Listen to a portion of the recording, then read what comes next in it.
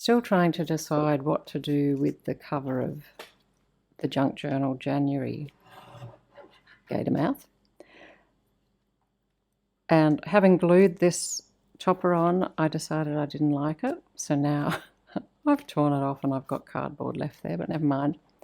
I took the button off here because there was no point to it. And now I've realized I can just stitch this in and form, you know, I don't have to worry about the flap if I stitch that in as a pocket.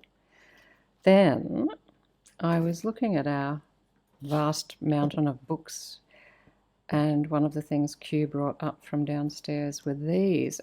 We keep finding these at book fairs and op shops, and they're really beautiful, and I can't resist buying them, but I hadn't worked out what to do with them. So they're photo albums, various sizes. Look at this, $1, and we probably got it for 50 cents. This one's lovely because it has all these lovely glassine-like sheets in between. And you know, there's got to be something to do with these windows, right? And all these beautiful, almost Edith Holden style illustrations in this one. It's a bit large though, so I looked at the smaller one, thinking of this journal.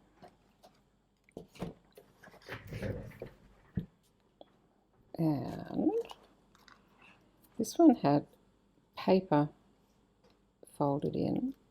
So I tried tearing it out, and it's actually pretty easy. Once you slice very carefully down the spine, these are in fact taped together and open at the top for you to put your photo in.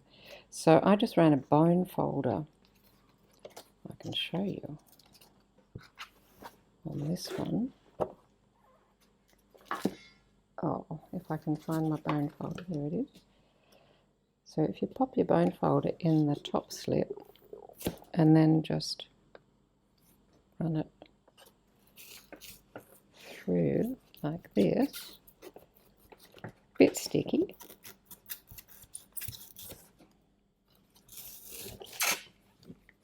but there you go, and then the paper comes out and you're left with your window. And look, all these lovely images. So for my little blue journal, here's some I've prepared earlier. I used this page of the Eastern Yellow Robins. And I've trimmed them down and decided to use the wider side on the foredge so that I can then attach some ribbon under here. And I'll have a simple ribbon closure, just a bow on the side.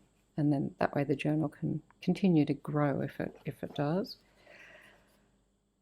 Because of the curve and the soft cover, I think the best thing to do, I don't think glue would hold very well.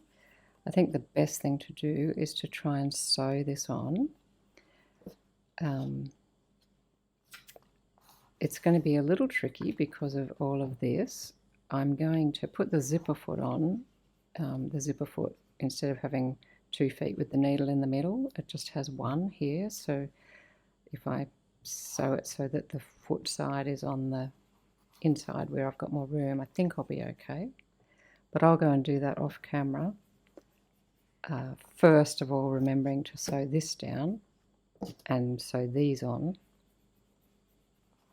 I'll be back.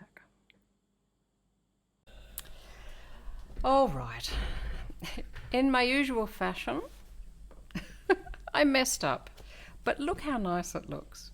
So I've sewn this on, that's open at the top for a tuck, and I've sewn this on at the back, and I remembered to put the ribbons on first as the closure, and I remembered to sew the pocket on here before I put the ribbon on. No, after I put the ribbon on. Can't even remember it right when I'm talking about it. And I was just showing Q how beautiful it all looked, and look. Uh-oh.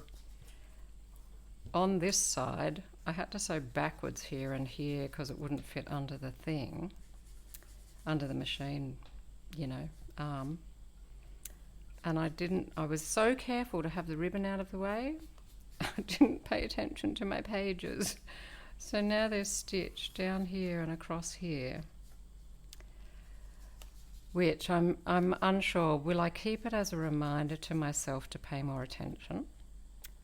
Or Q has offered to unpick this so I can redo it. I don't think I'll bother with that on camera. That might wait for another day. I'm a bit over this now. It's very hot here. Anyway, really happy with using these pages and how they match. Just have to find something to go in here and in here. And I will call that done with just a little bit of mixing it up. But hey, that's me. Bye.